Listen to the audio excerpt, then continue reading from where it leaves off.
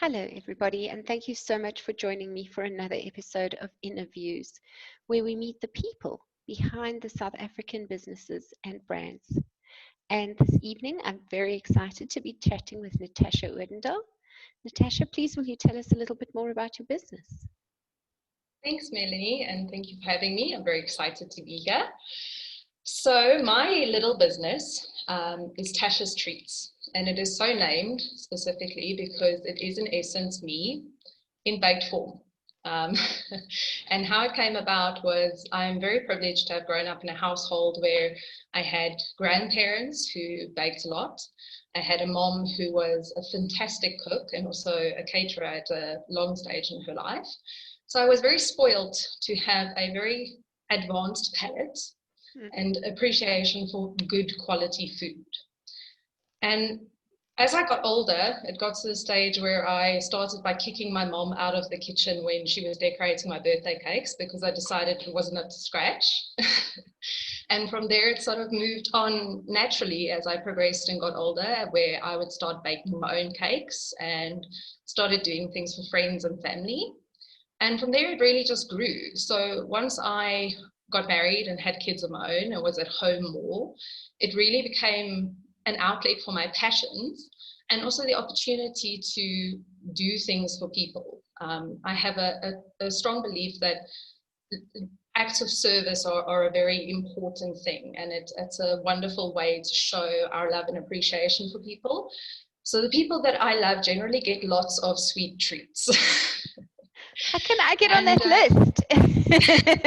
Well, yeah, so you're there. We just need to figure out how to do it for you. So yeah, and from there it just sort of grew naturally. I pride myself on the fact that my decor skills have come leaps and bounds from where they were when I first started out. But my rule of thumb and my number one priority was always that I didn't like going to birthday parties and attending events where there were these beautiful cakes and cupcakes and they looked like masterpieces and they were really works of art. But then when you were given a slice of cake, you really didn't enjoy eating it because it was dry or dense or just lacking in flavor. And I really wanted to just bring quality baked goods and not just specifically cakes and cupcakes, but a wide variety of bespoke bakeries so that everyone has access to their very own custom bespoke bakery. That sounds fantastic. And where are you based, Natasha? I'm in Centurion, so the majority of my customers do come from my local surrounding areas, but there are also some of my items like my rusks and my cookies, etc., which are thankfully easy to package and ship. So some of the items can be shipped locally into the South African national market, but primarily I'm based in Centurion. Okay. And are you alone in your business or do you have other people working in your business with you? So far, I am alone. I am very happy, though, that at this stage, business is steadily increasing. I won't say booming because I don't think we're there yet, but it's taking a nice uphill for the last year now. So I've actually gotten to the point where I now have one or two freelance suppliers that work with me. So I have a very nice gentleman named Albert who works with me as a driver. And when I'm very busy with orders, then he drives all of my cakes safely around to their destinations. And he's also an entrepreneur, so I found him via a local driving app in South Africa because I was cautious to want to support someone that was working for themselves rather than supporting a larger organization like a courier company or something like that. That's wonderful. So, what a great idea for supporting a small business. I think as entrepreneurs, especially wherever we can find a way to help in our immediate environment, and especially in terms of job development and areas of empowerment where people are specifically have been lacking or been avoided in the past, I think there's a ethical responsibility to give those people the opportunity first wherever we can afford to do so. I think that's a lovely attitude to have, and if everybody in the country just did that, I think a lot of our problems would maybe not go away, but at least be eased in in some respects. diminished. Mm. And did you have any business training, or is this just something you decided to start? No business training for me. I actually am in a background where I worked in a variety of roles, mostly in administrative positions. So I do have some basic experience in terms of project management. I was a personal administrator for quite a few years.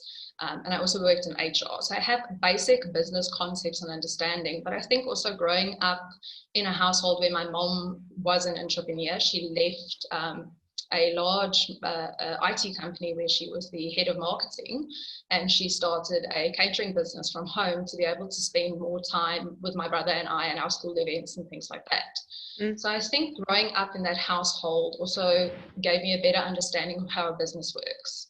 So from a young age, I did administration items for her. I would help with her tax and just basic duties like that. And I think that sort of thing is invaluable in teaching people and learning how to run a business yourself.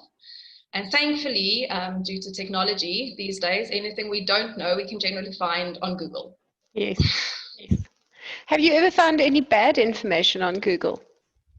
Oh, yes. So how read it on the internet doesn't mean it's true. Yes. So how do you, as somebody who is in business for themselves and taking all the risks onto yourself, make sure that you get the good information on the internet when you go searching for it? That's a very good question, Melanie. I think, as with most things in my life, the way I approach it is that there's always going to be a lot of information from a variety of sources. And the most important thing is to look at who the source is and where it's from. Do they have the necessary experience and credentials that you would associate them with verifiable information? Would you look at them and think, yes, okay, this is a reputable avenue, they've got matching qualifications, they've got supporting documentation, whatever the case may be.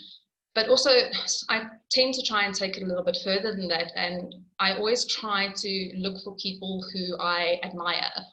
And I really feel that if you have a very strong personality and moral presence in your business and your person, your livelihood, then that comes through. And that is really something that I find can't be faked. I think that genuine sense of self and that surety is something that comes with being honest and true and real. And I think that also, especially in the days of social media where everything can be so viralized in a moment, I think that's something that's important to look out for. Absolutely, absolutely. I know that for myself, it's I've kind of got it like a radar that develops over time, that I'm like like a sixth sense. Yes. It's just that hinge in your head that says something's not quite right here. Yes. Yes. I think the challenge is learning to listen to that voice. Indeed. I like to equate it to another little voice I have in my head, which is a lot of people, I'm sure you've heard, coming from baking industry, a lot of people say baking is a science and it's all about measurements and calculations. And yes, to a certain extent that's true, because if I'm baking macarons and I deviate too much with my wet ingredients versus my dry ingredients, then I'm going to end up with a puddle instead of a macaron. Yes. But at the same time, I really believe that just like you have to learn to trust your instincts as a business person, trust your instincts as a person, I have instincts that I believe are genetically or nurturistically passed down to me from wherever, or just part of who I am. Because every now and then when I see a recipe and I followed my recipe exactly as it is, but something just doesn't quite look the way it should look. So then I'll add a bit of this or I'll add a bit of that, and then it looks right, and then Bob's your uncle, everything turns out the way it should. So there's not much science in that analogy, but again, I think it's that, as you say, that trusting yourself, that sense of surety. It's important. Yes. Have there ever been times in your business where you've not trusted your instincts? I must say, especially in the beginning. So I've been working towards this business for 3 years actively now. But it's only in this last year, from October last year to now, that I've really started pushing myself into it. I was very hesitant in the past. I think partly because there are so many great bakers out there, and just like so many other industries in South Africa, the competition is so fierce. I think that self-doubt of, am I good enough? Am I different enough? Will my items be set apart? What will make sure that this succeeds? And I had the advantage of family and friends supporting me, but especially being able to see the growth from word of mouth and people referring me on public platforms. And for example, I have a few bakers in my area who now no longer buy macarons from one of our local baking stockists who receives it from someone else, but rather order them directly from me. Because not only can they get exactly the colors and styles and flavors that they need for their clients, but the quality is so reliable. And just from that alone, I've had additional referrals from each baker. So right now I'm currently supplying a Centurion network of about 10 to 12 other bakers who buy macarons from me for their cakes.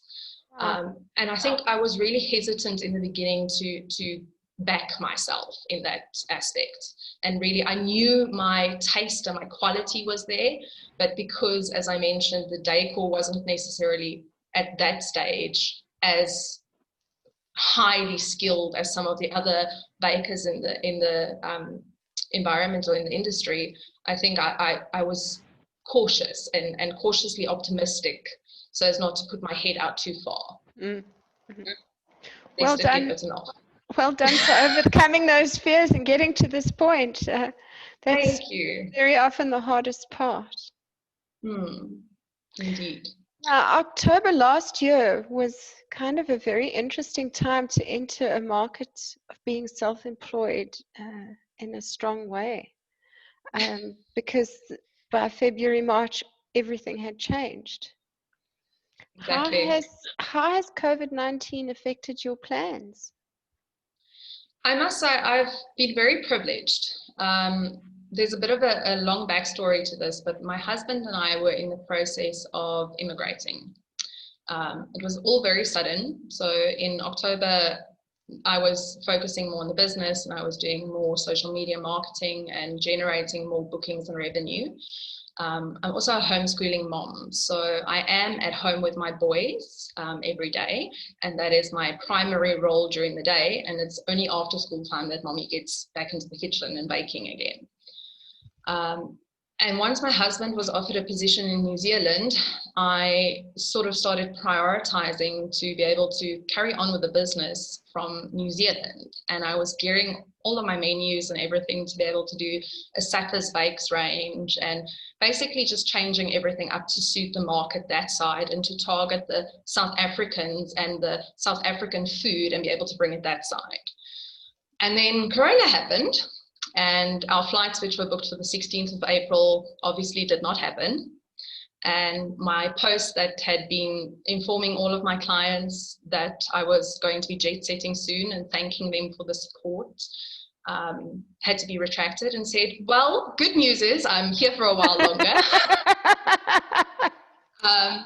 But honestly, I feel very grateful and very blessed. I think with COVID, the change in pace has been startling, but what for me has been very inspiring is the way all sorts of entrepreneurs and business owners and SME owners have pulled together and tried to relook and revisit the way they do things to adapt and also to help other businesses out.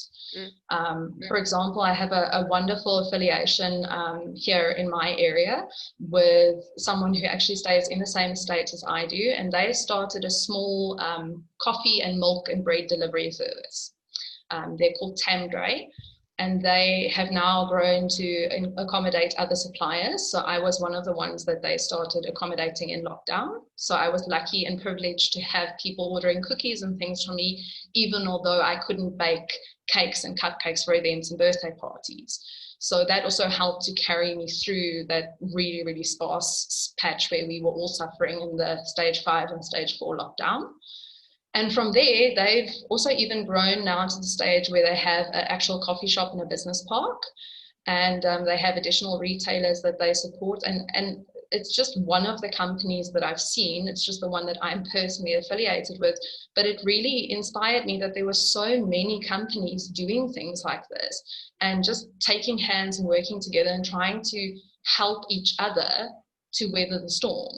And I think by doing that, they've really created a market where people want to support local. People want to support smaller businesses. People want to know that the money they're investing is going to worthy causes. And I think the corona has had obviously devastating side effects for not only us, but the whole world. But I think there's a lot of cases where there's really been silver lining, and you've really just been able to see the humanity of people and what it can mean to be caring and professional and generous in business as well. Mm-hmm. That's such a beautiful reflection.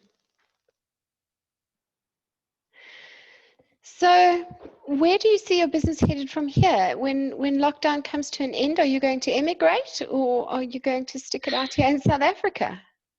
Well, it's a tricky question because the honest answer is we really don't know at this stage. Okay. The last I had heard is that my husband's company or future company had said that they understand it's going to take time, but the job is waiting for us and they're ready when we are. However, for at least the next 6 months, that's not going to be happening anytime soon. So I'm currently focusing on if we are to remain here, and I'm basically just driving towards that and where I would like the business to be. And I've also been talking about partnering with one or two other online suppliers as well, who also supply to people in our area and do door-to-door deliveries and things like that, to try and make my products more easily accessible to people.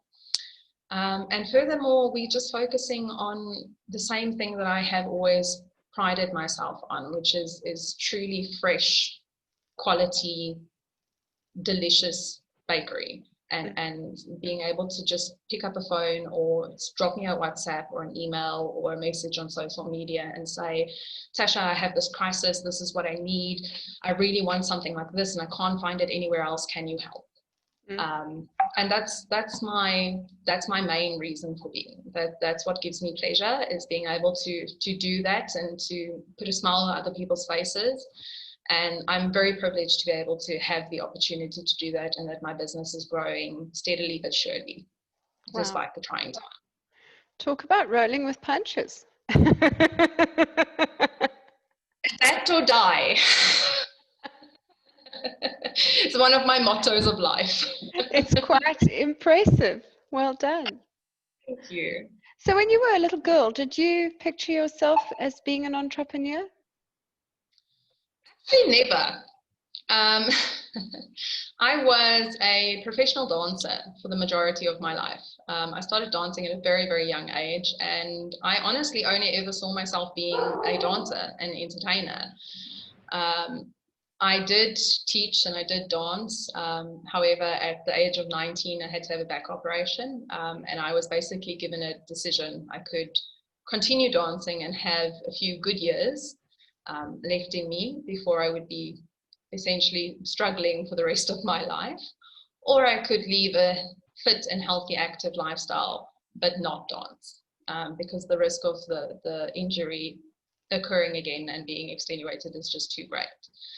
So it was crushing, to say the least, to see your whole dream and aspiration that you've had your whole life come crashing down around you. And I honestly didn't really know where or what I wanted to do from there on. And it was really only after I married my husband and my kids started getting, my eldest started getting older, and I started doing his first birthday cake and getting back into baking for my family, that I really thought, okay, actually, hold on a minute. This is something I've always loved to do. This is something I'm really good at. Why not look at doing this? And obviously being a young woman and starting out with a family at that stage, it wasn't necessarily easy to do. We couldn't afford for me to quit my job and start a business and take a plunge like that. So it happened slowly. I did things over weekends and evenings for friends and family, and it was few and far between. I think if I baked 4 or 5 cakes a year, it was a lot.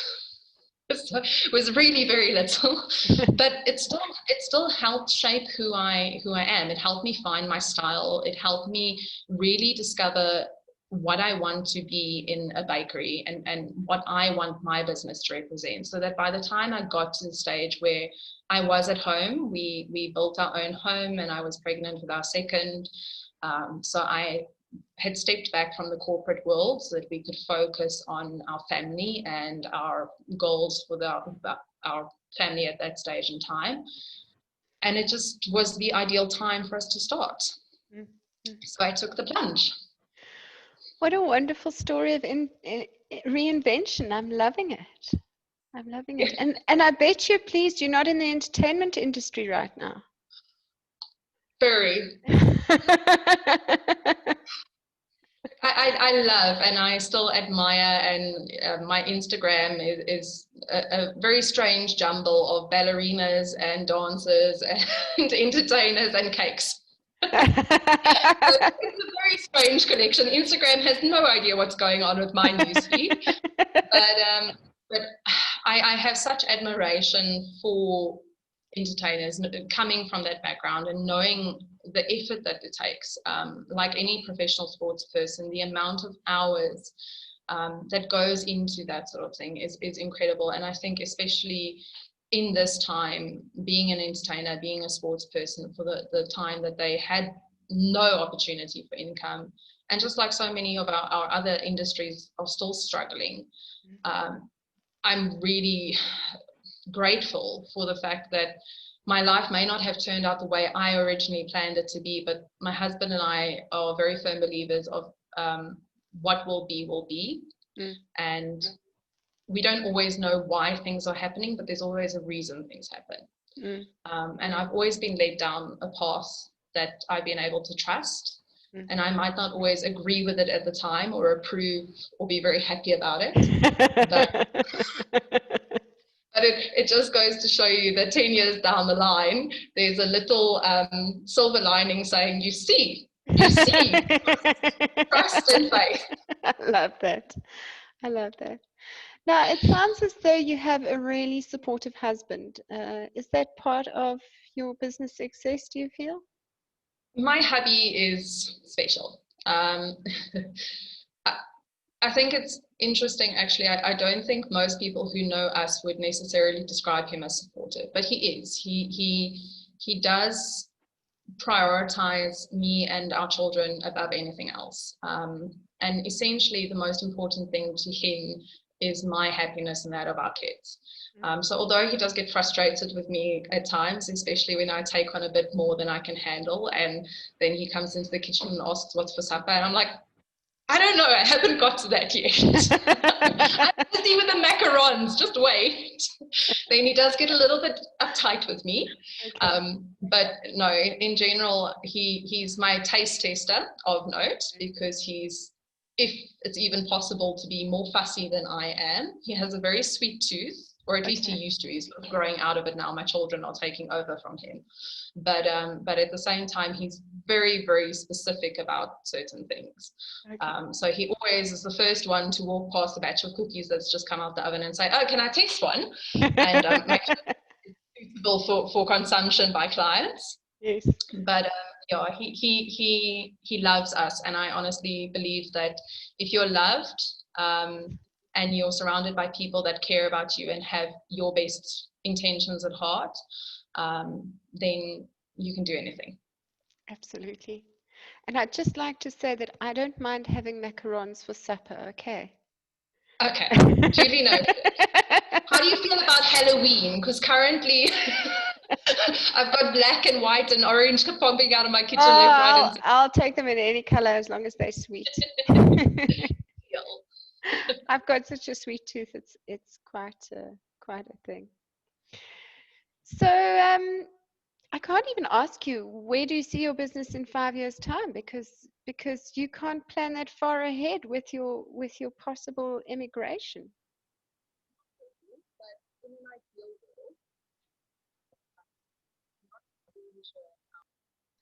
So, Natasha, what do you enjoy the most about your job? Other than the taste testing.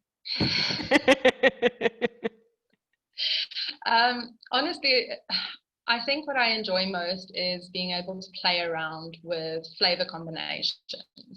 I love being able to take old things or things that are really well known and loved. Like, for example, a milk tart. We all in South Africa know a good old-fashioned milk tart. You can't have a braai or a picnic or a funeral or anything without it being present. And I came up last year for National Milk Tart Day with a cupcake that tasted like a milk tart. So Oh, it's lovely. a cinnamon sponge cupcake, and then it literally has a milk tart creme patisserie topping on it instead of the buttercream. And I think really that's what I enjoy most, is being able to take ideas that sometimes just pop into my head in the middle of the night and just fiddle with them and experiment. And I have come up with so many awesome combinations and things that I haven't seen from other people. And I love that part of it. I love the experimentation and creativity that it brings. You've just blown my mind. There's a National Milk Tart Day. There's a National Milk Tart Day. What day is it? I'll have to go double check for you, but it's in my diary. So we'll have to make a plan to send you some milk tart milk tart macarons for National Milk Tart Day. Then you can share them. Well, that's amazing. That's amazing. Yeah. So, There's also a National Chocolate Day, but an International Chocolate Day. But with South Africa, National Milk Tart makes sense. yes, It has to work. yes, yes. And I've actually got a group that I've grown where in the early days when we were growing it, we used to celebrate with Chocolate Day, where we would all eat chocolate together every time we reached a milestone in the group's growth. We haven't had one for a while, and you're reminding me that maybe I must have another one again soon. Do one. Indeed. Absolutely. You need a chocolate explosion cake or a death by chocolate cake or something for the Oh occasion. my goodness, you're killing me. Okay, so Natasha, if anybody would like to reach you online or any other way, how can they find you? I am available on the most popular social media platforms. I do share all of my goodies from Tashastreats to my Facebook and Instagram, as well as Twitter. So they can find me at tashastreatsbakery. It's my handle for Instagram and also on Facebook. So just tashastreatsbakery and you should be able to find me. And yeah, you can also contact me via my cell phone, drop me a WhatsApp or send me an email. Okay, and your cell number? 076 535 9818. And your email address? Your email address is tashastreatsbakery@gmail.com. No apostrophes, no underscores, just as it is. Okay. tashastreatsbakery@gmail.com. That's fantastic. It's been an absolute delight chatting with you this evening. Thank you so much for sharing your inspiring journey with us. Thank you so much for having me, Melanie. It was lovely, and it was lovely to be able to get the opportunity to chat and get to know you.